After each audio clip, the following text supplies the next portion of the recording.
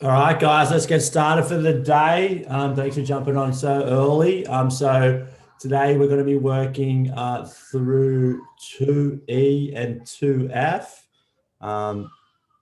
Bit of fun. I do like taking these classes. We've got two scenarios that we're going to kind of be working through. So yeah, the scenario based workshops are always good. So first one, guys, if we can get up 2E. And you have that ready to go.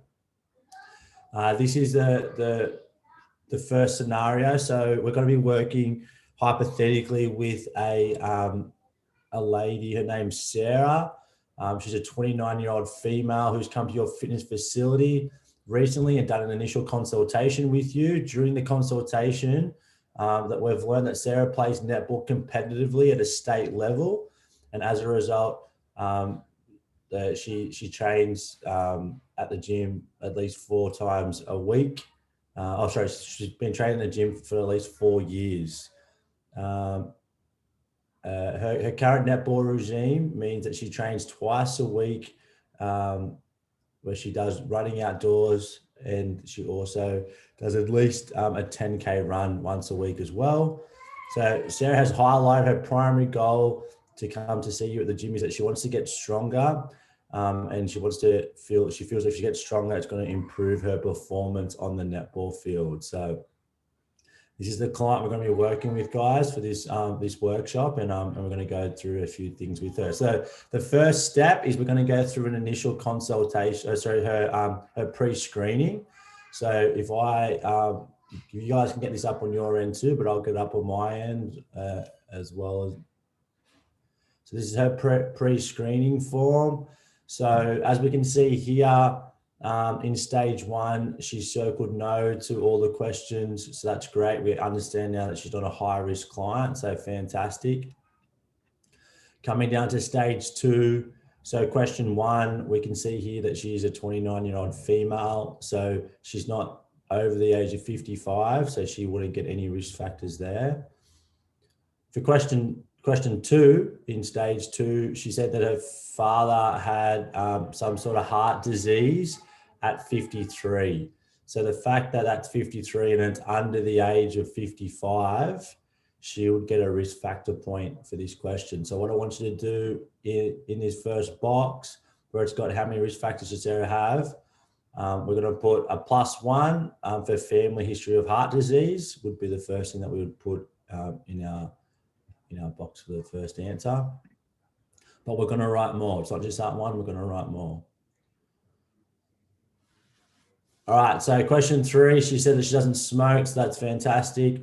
Question 4, she does a fair bit of exercise. She does 3 sessions a week at moderate intensity for a total duration of 90 minutes.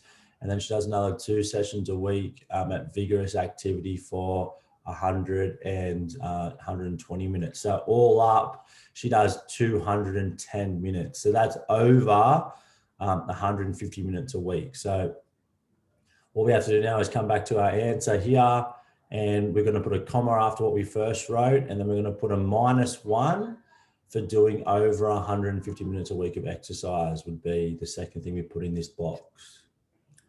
All right.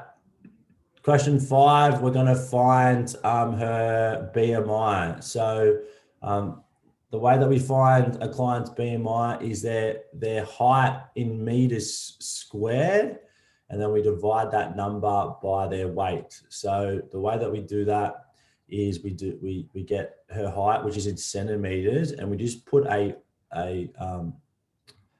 dot after the 1. So it would be her height in meters would be 1.36. So if I just get my calculator out now on my phone, and if you want to do this with me as I do it, I recommend it, because you need to be learning how to do this, guys, yourself.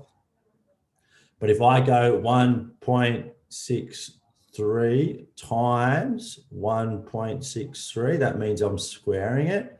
So I get a number of 2.6569. So we have to write that down, 2.6569. And then if we then clear our calculator and then we put her weight, which is 50, So we go 50 and then we divide her weight by that number. So divide that weight by 2.6569. So her BMI is 18.81. So that's what we should have got for her BMI. So her BMI is, extreme, like it's very good. So it's not above 30, so she gets no risk factors there. Question 6 asked, has she ever had high blood pressure? She said no for that. Question 7, she said, she's asked, have you ever had high cholesterol? She said yes. So that's another risk factor. So if we go back into our answers, we're going to put another comma and we're going to put another +1. And that +1 is going to be for having been told she has high cholesterol.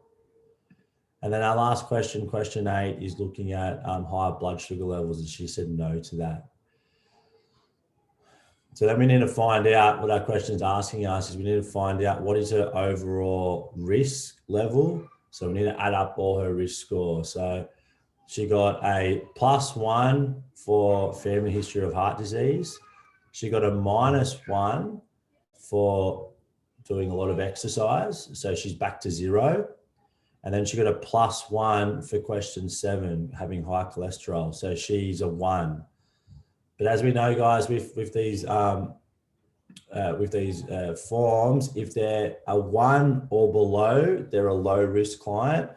2 or higher, they're a moderate risk client. So for part 2 of this question here, what's her overall risk? She would be a moderate risk client. So we want to put down there that she's a moderate risk client.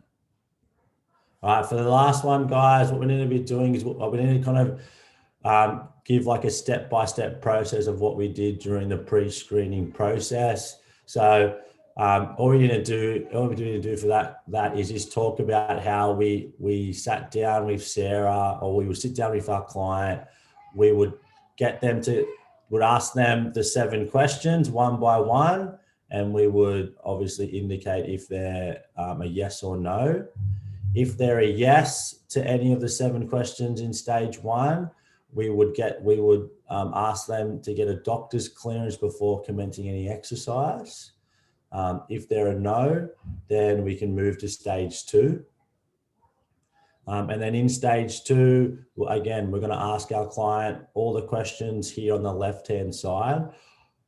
And once they've finished answering all the questions, guys, then that's when we would then go back and we would calculate their risk factors for each one. We don't do it every question. We would just ask them all the questions first, and then would calculate it after we've asked them all the questions. So that's the process that we would go through. Once we've calculated their risk factors, we would add their risk factors up, and then that would give us a score that we can use. All right, so now I'm moving on to question 2. Question 2 saying, based on Sarah's current training regime in the gym twice a week, explain what you feel needs to be changed, progressed, overloaded, modified in order for Sarah to achieve her goals. In your detailed answer, be sure you mention muscle actions for each day of her training and why. So for example, Monday is going to be a push day and Tuesday is going to be a pull day. So again, where we can find this, her training session is just back in your classroom. It's down here. It says Sarah's training program. Now, we can't see the exercise, and that's done on purpose, because the main thing we want to be focusing on is her variations to a program when it comes to her sets, her reps, her tempo, her rest and intensity. And we need to think back to the first workshop we did for 2, which was 2A, where we looked at what the variations need to be for a strength program. So when it comes straight down to this middle section here, because this is where she's mainly doing her strength strength session. And this is her main part of her body. So if we can think back to when we were doing that 2A, we looked at strength, and when we're looking at strength, we're looking at, excuse me, we're looking at quite high sets. We're looking at low reps. We're looking at a tempo that's quite fast. We're looking at a high rest, and we're looking at a high intensity or high 1RM. So initially what we can see here in Sarah's current program is that her sets are around like a 3 and a 2. So they're quite like kind of moderate to low, especially that 2 is quite low. So the first thing that Sarah needs to do with what we need to do to modify her program is we need to increase her sets. So we need to increase her sets. And at the moment, they're between a 3 and a 2.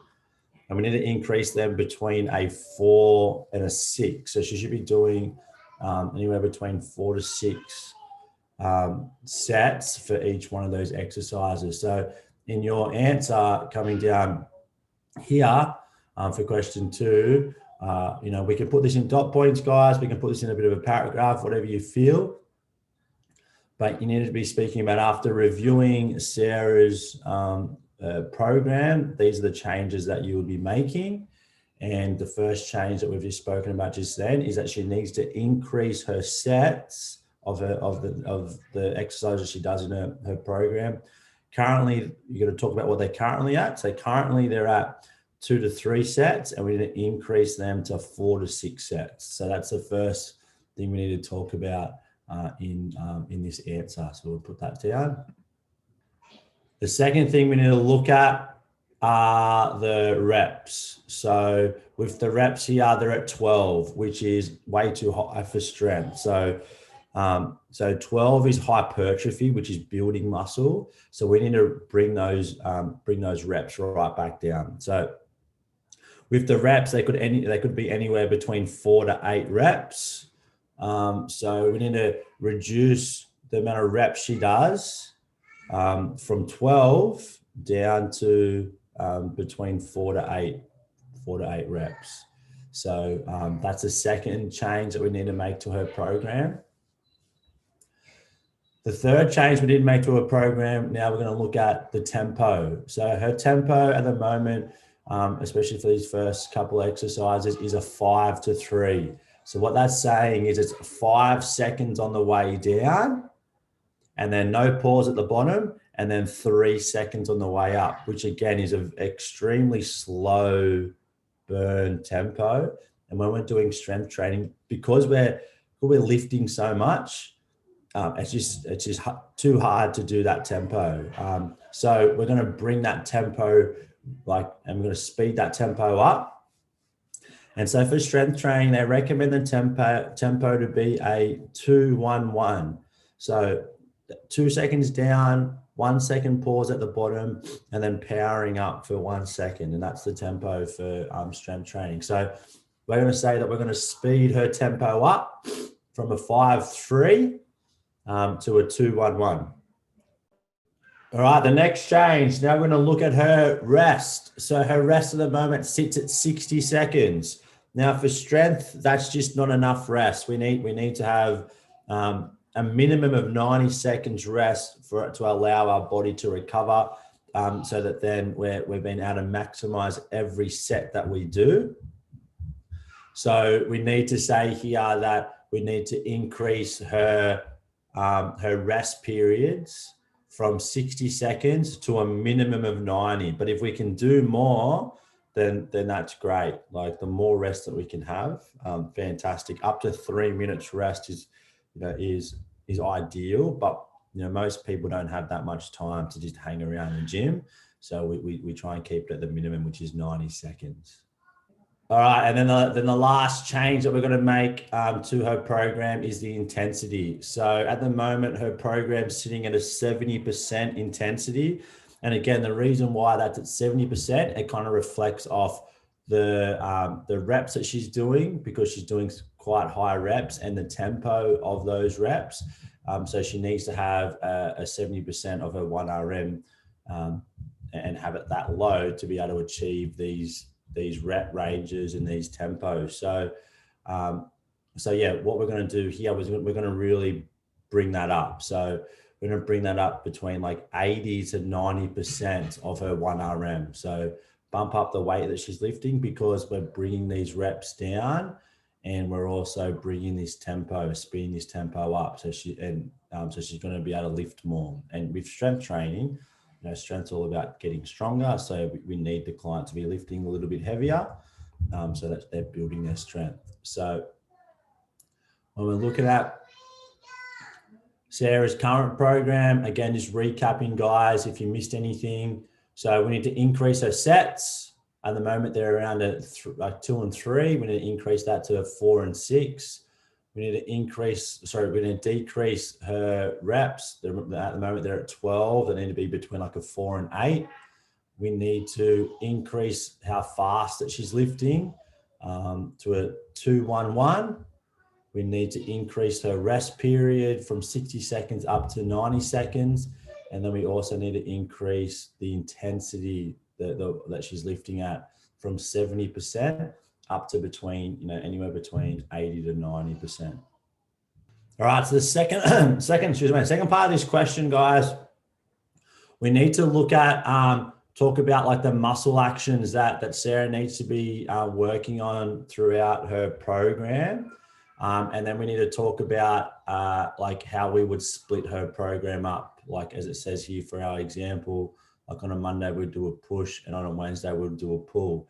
Now, with this, guys, we're going to be looking at like splitting her program up. And on day one, we're going to do all anterior exercises. So all exercises that's going to be working the front of her body, like all the muscles at the front. And then on day 2, we're going to be working on all our posterior muscles, which are all the muscles on our back, to working all her back muscles. So what we want to say here is that in Sarah's 2-day training split, the muscle actions on day 1 are going to be anterior muscle actions. So that means that we're going to be, as I said, we're going to be working our anterior muscles. And those anterior muscles are including both lower body and upper body, not just lower body or not just upper body, but both lower body and upper body of anterior. And then the muscle actions on day 2 are going to be all our posterior muscle actions. So again, working both lower body and upper body posterior muscles. And then the last part of this question is we need to explain why we're doing that. So in our answer here are some things that I want you to talk about on why we're going to do anterior and posterior, and not, because the other way that you can split a program is lower body and upper body. Now I feel, because obviously Sarah is a netball player, upper body is going to be important, but lower body is going to be much more important than an upper body. So I feel that to be able to do her lower body twice a week is going to be far more beneficial for her than for her to be working just lower body once a week and just upper body once a week. So the reason why we're going to split the program to anterior and posterior muscle actions is to allow Sarah to do 2 leg sessions a week, because that's going to help her with her sport and her goal of getting stronger for netball. And that's the main reason why we're going to break it up to anterior and posterior, because I just don't think that there's any benefit for Sarah to do just a whole session, just upper body. And that's why if we break it up so she can do lower body and upper body for both sessions to do full body workouts, she's going to get a lot more out of her 2 days of resistance training that we're going to prescribe to her. Does that make sense, guys? Yeah. Yeah. All good. So just write all that stuff down. Let me know when you're ready to move on, guys. We'll move on to the next question. If you need me to kind of recap on that, that's all cool. Just let me know. All right, guys. Now for question 3, now we're going to design her 2-day training split. And what we're going to be looking at here is, again, we've just spoken about day 1 is going to be anterior muscles. So let's think about those muscles now, and let's think, and then we can look at some exercises. So anterior muscles for lower body, all right, are going to be her quadriceps. So we want to do some exercises that's going to focus on her quadriceps. So that's probably the main anterior muscle that we're going to be working on for Sarah's day 1 program.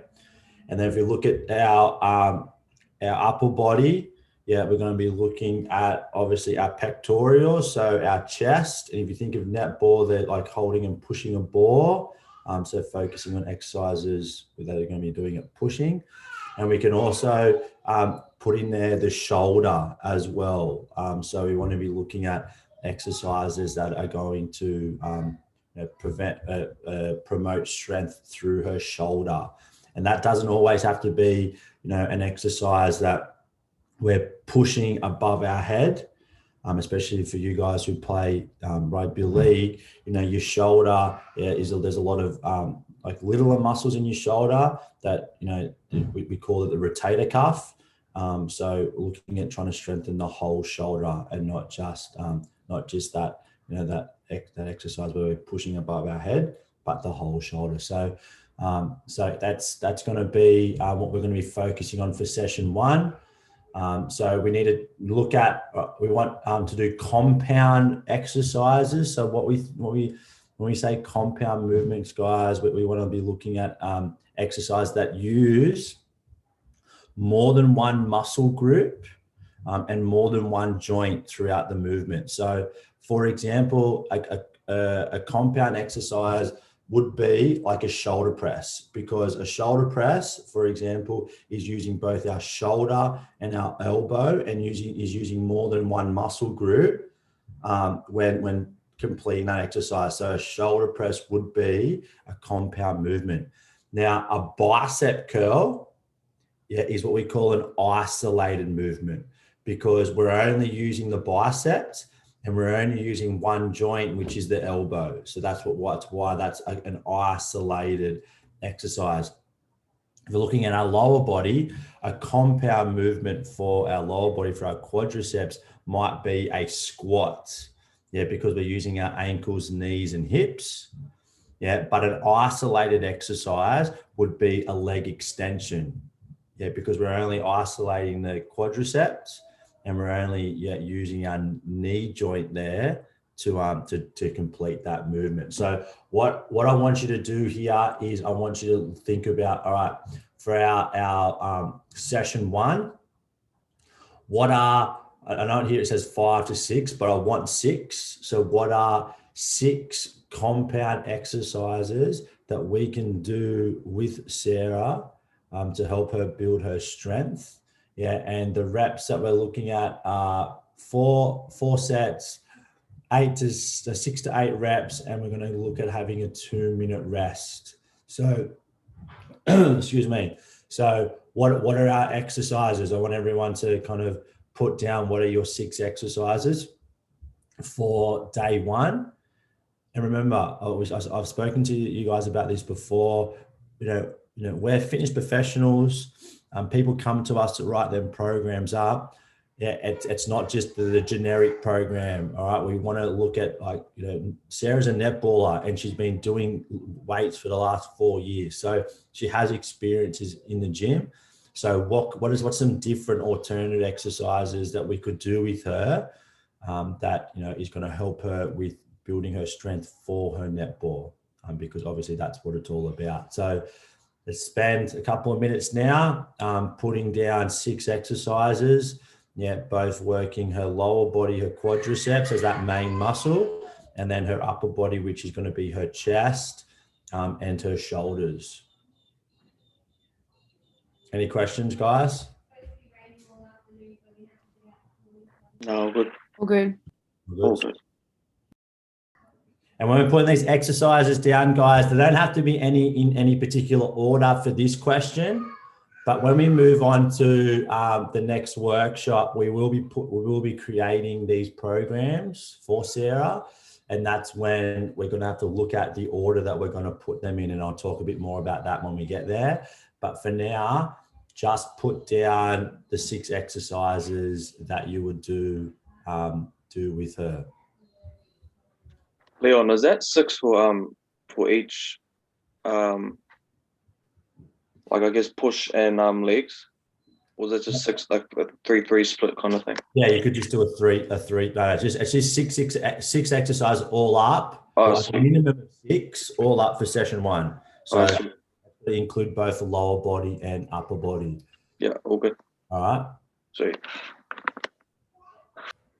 So Anna, we'll just have to change one of your exercises for session 1 because the tricep dip. Okay, yeah. Fantastic exercise, and I want you to put it in session 2. Okay. But it's not a it's working a posterior muscle, which is our triceps, not. Oh yeah, true. All good. And just now reviewing it, that your deadlift as well. Yeah. Fantastic exercise, but that's more working posterior muscles than anterior. So we'll put that in session. All right, anterior as well. Sorry. Yeah, all good. That's cool. So we're just going to think of two another exercise. I think of what's going to work our front muscles. So guys, when I was talking about trying to think about Sarah and netball, one thing that I would be focusing on at least one exercise is doing what we call a unilateral movement, which means we're doing an exercise just on either one leg or we're just using one arm. Because in netball, you're not always have the ability to be on 2 legs. For netball, you could be like stepping off one leg, so you want to be strong when you're on one leg. Same with netball, you're not always passing a ball using 2 arms. Sometimes you're passing a ball using one arm. So we want to be strong throughout that movement of doing a unilateral movement, which means that you're only using one side of the body. And doing unilateral exercise, especially for lower body, helps with balance. So in netball, we want to be strong and we want to have good balance. So doing unilateral exercises, would be fantastic for Sarah. So have a think about that when you think about exercises to put down. Once we've done session 1, we can then move on to session 2, and session 2 is going to be all our posterior exercises, posterior movements, muscle action. So, the main muscles for posterior, there's a lot more. So we've got our calves, we've got our hamstrings, we've got our glutes. So they're our posterior for our legs. And then for our upper body, we've got our rhomboids, which are the muscles that right in the middle of our scapula that are really important. We've got our latissimus dorsi, which are the muscles that run down the side of our back. We've got our trapezius, which is a big muscle that starts at our neck and runs all the way down almost to the middle to lower part of our back in like a triangular kind of shape. So they're the main muscles. And then we've got our triceps for our arms. So there's a fair few muscles that we're going to get through for our back, for our posterior. We can look at all those. So just going through them again: calves, hamstring, glutes, and then we've got our latissimus dorsi, our rhomboids, our trapezius, and then our triceps. Remember, you don't have to just do 6 exercises. If you want to try and hit and target every one of those muscle groups, all for it, just make sure that they're compound movement. So when you're writing the exercise down, imagine you doing it. All right. And if it's a compound movement, you're using more than one joint when doing that movement, and you're working more than one muscle. Now, if you're not doing that, if you think about doing that exercise and it's only using one joint and one muscle, well, then that's an isolated exercise. So we don't want that in the program. We only want compound movements in the program. All right, guys, we're doing really well. Anna, love your exercises. They're fantastic. T-Man, awesome. Just going to put that one more and just make sure we take what you did here where it's got sets, reps, and rest, and we'll chuck that on the other side too. And Joshy, man, you've got to just add those sets, reps that we put down. So, Oh, true. Yeah. Yeah. So we're going to be doing sets of 4, reps between 6 to 8, and our rest is going to be 2 minutes. So just make sure you add those in. Cool. All right. So question 4, guys, our last question for this workshop assessment. What we're looking at here are different movements within the gym that could cause our client harm. And we're going to talk about what that movement is.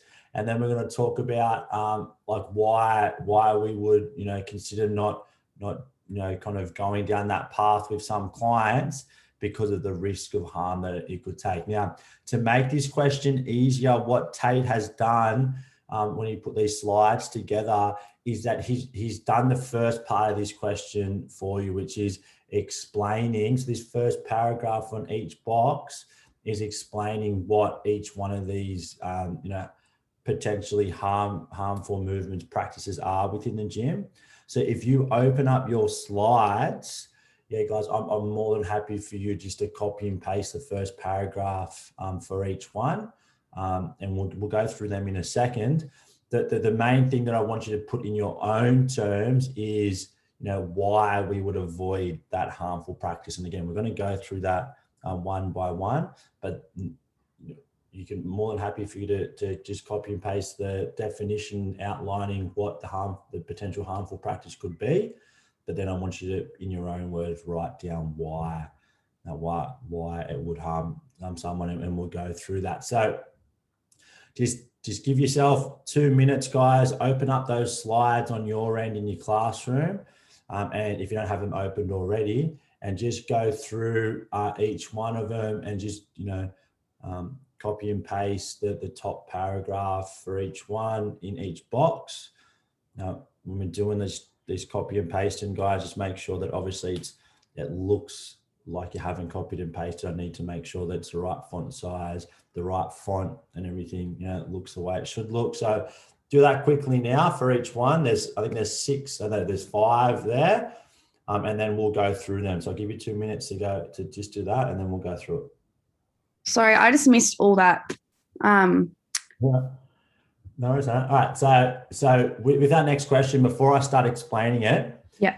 the first paragraph in each box, I just want you to copy and paste that into your answer, because that's explaining or outlining what the harmful practice is. So if you can just quickly do that, Anna, and then we're going to go through it. So just open up the slides if you haven't got them open already, and copy and paste the first paragraph from each slide into your answers, and we're already question half done.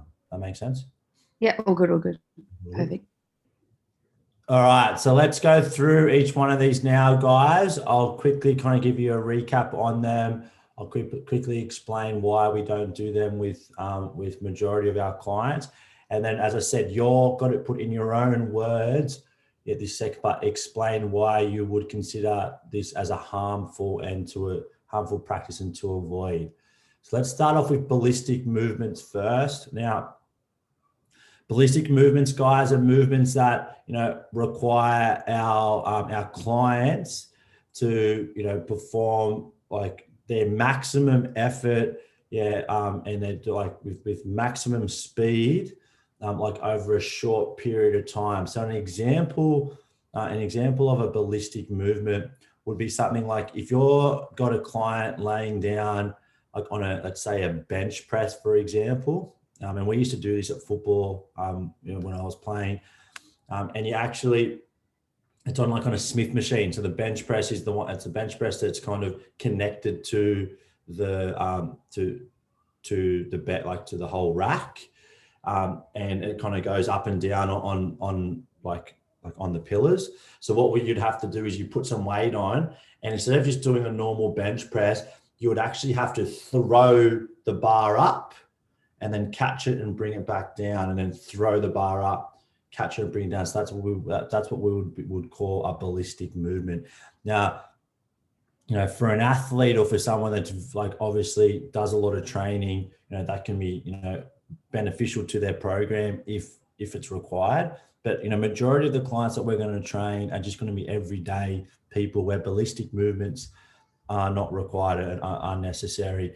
And they can cause our clients to get injured. And the reason why is because, you have to do a lot of training to prepare your body to be able to do ballistic movements. To ask someone to give their maximum effort, in maximum speed, if they haven't got training and they're not confident in that movement, they are going to hurt themselves. And we're putting ourselves in a position, or the client's putting themselves in a position where if they don't execute the exercise and the movement perfectly, they're going to open the doors to injury. So the reason why we stay away from ballistic movements with our programs is because majority of clients are not at the training age. And what we mean by training age is don't have the experience yet to do ballistic movements. So they're not going to be able to execute that exercise correctly, which is then going to lead to a potential injury. So that's why we would avoid doing ballistic movements with majority of our clients. So let's just put something down for that. All right, the next one is hyperextension of a joint. So it's pretty self-explanatory. Hyperextension means that we're taking a joint further than to the past its furthest extension of what it's normally should go. Now, when we're looking at hyperextension of a joint in training, the main one that we normally hyperextend would be a knee joint, and probably the main movement that we would hyperextend a knee joint, depending on the client, would be like a good morning exercise or a Romanian deadlift, where we're locking our knees out straight and we're performing a movement, locking it out. Now, not saying that it's a bad movement, but in some clients that are what we call hypermobile. And what we mean by hypermobile is that they're really flexible. And when you're really flexible and just naturally flexible, your joints will hyperextend quite easily. And when they hyperextend, what that can lead to is tearing or overstretching through our tendons and our ligaments in our joints, and also it can lead to dislocations. Now I've got a really good story about this. I used to train a client who was very hypermobile, and we're doing some. It was actually stretching that we were doing through the shoulder joint, and because he was so flexible through his shoulder joint, when I was doing the stretching, I accidentally dislocated his shoulder. You wouldn't believe. So he was a strong athlete, so it kind of popped straight back in, but obviously it was there was some pain that came with that. And it was something, again, I was young when I did it, and I probably wasn't thinking about the client, and I was just putting him through some stretches. So you do have to think about this when you are training your clients, and the reason why we don't want to get our clients in a hyperextension is because injury, stretching and tearing of ligaments and and tendons in our joints, and dislocations. We open ourselves up to the vulnerability of dislocation. So that's why they're a harmful practice.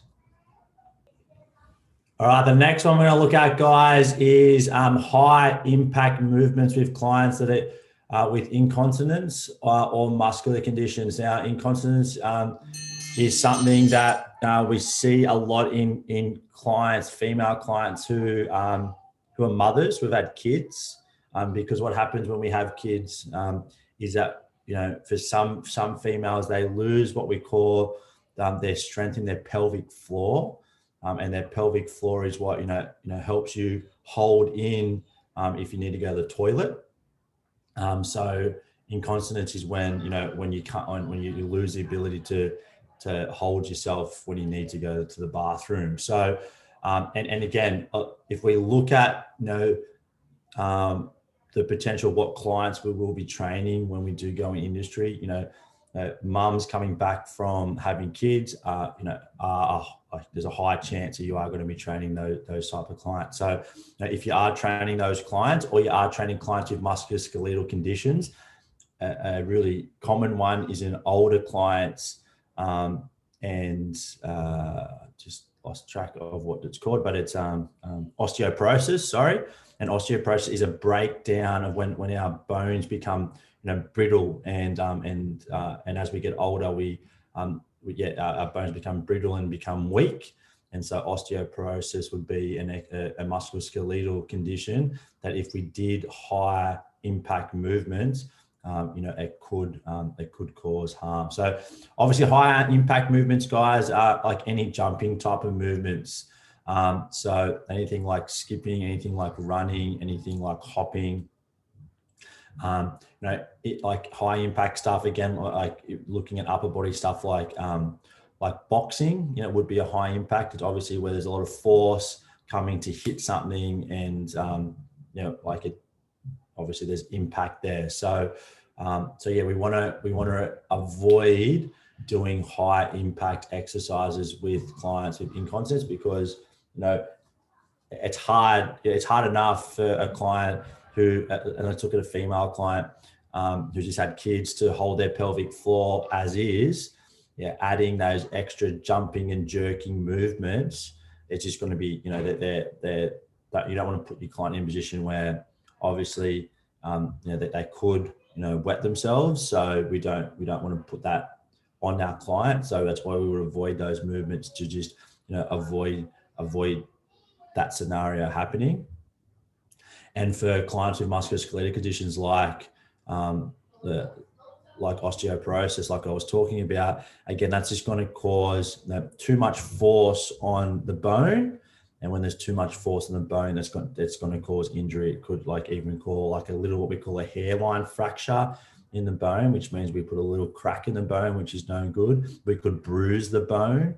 And any of you boys that have done played football and had bone bruising, it can be obviously quite painful and quite sore, just as bad as breaking your leg or breaking a bone in your body.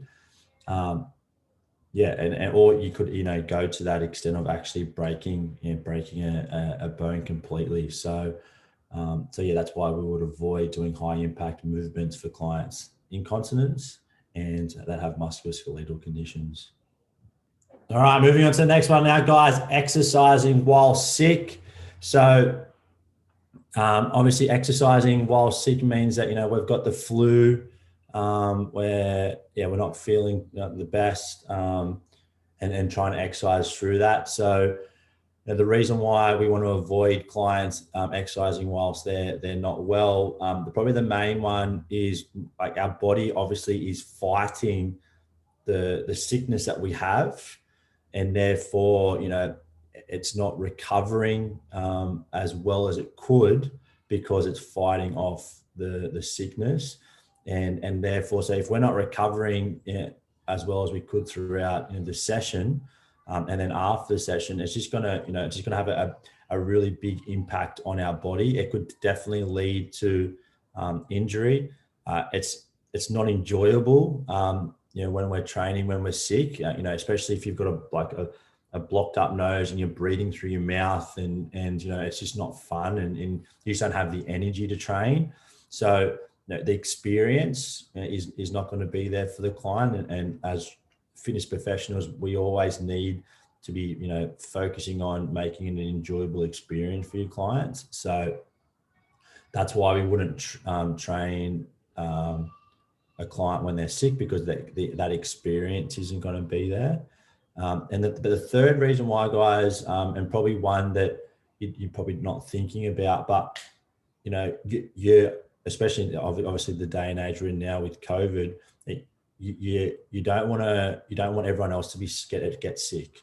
So, you know, by if a client comes in and wants to train whilst they're sick, it's going to be harmful, not just for the client, but it's going to be harmful for everyone else and you as the trainer too, because obviously they're sick and training, and therefore, other people could catch that sickness as well. So the three main reasons why we wouldn't train whilst we're sick would be obviously our body, is trying to fight the sickness that we have, whether that's the flu or whatever.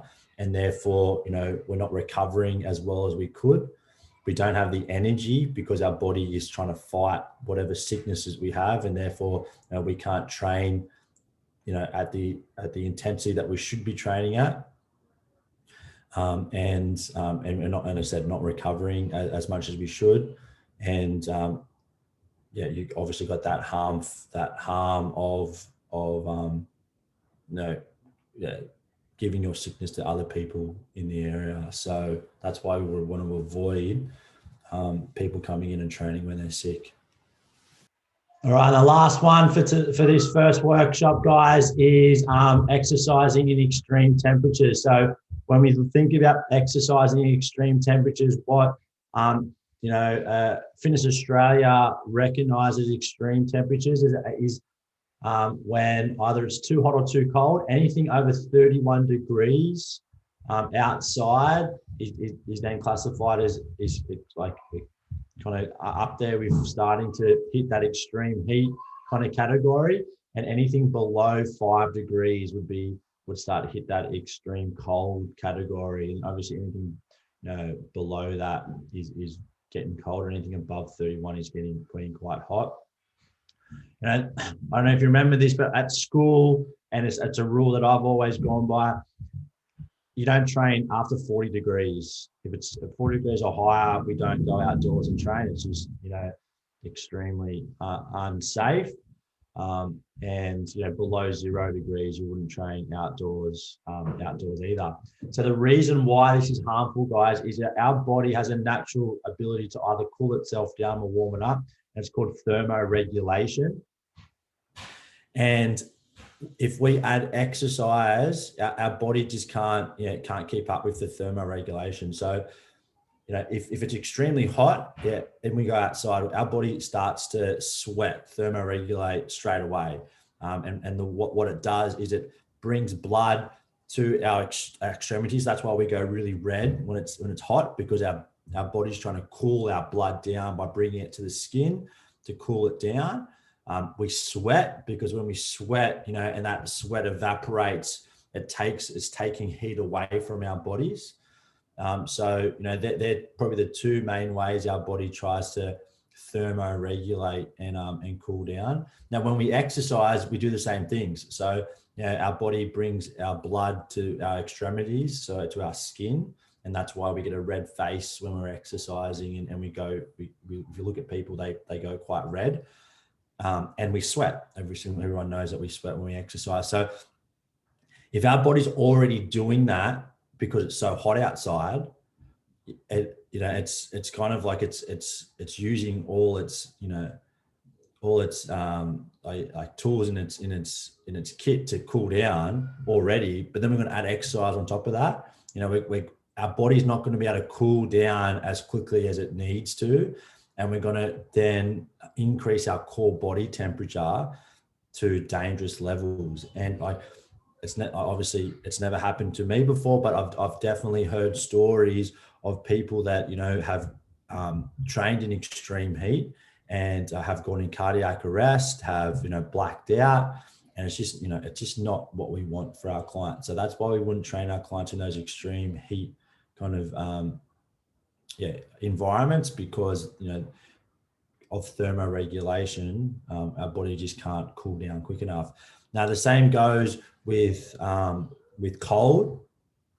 So if you think about it, when we're cold, one of the thermoregulation kind of, there's two main ones. Firstly, our body stops sending blood to the extremities. So it tries to protect the organs, and the more blood around the organs, the warmer our organs are. So they're going to obviously keep functioning. So we lose, you lose your feelings from your fingers because you got no blood flow going there. And then if it's in extreme cold weather, like it kind of stops going to, even like down to our feet and our legs. So that's the first thing it does. And the second thing is that we shiver and we shake because it's our muscles doing little contractions. Because if those little contractions, we stimulate heat through our body, and we're trying to warm up our body through a little tiny contraction. That's why we shake. So if we're trying to exercise whilst our body's trying to warm ourselves up, it definitely can cause injuries. And our bodies don't move as well as they should because they're doing all these other things to try and stay warm.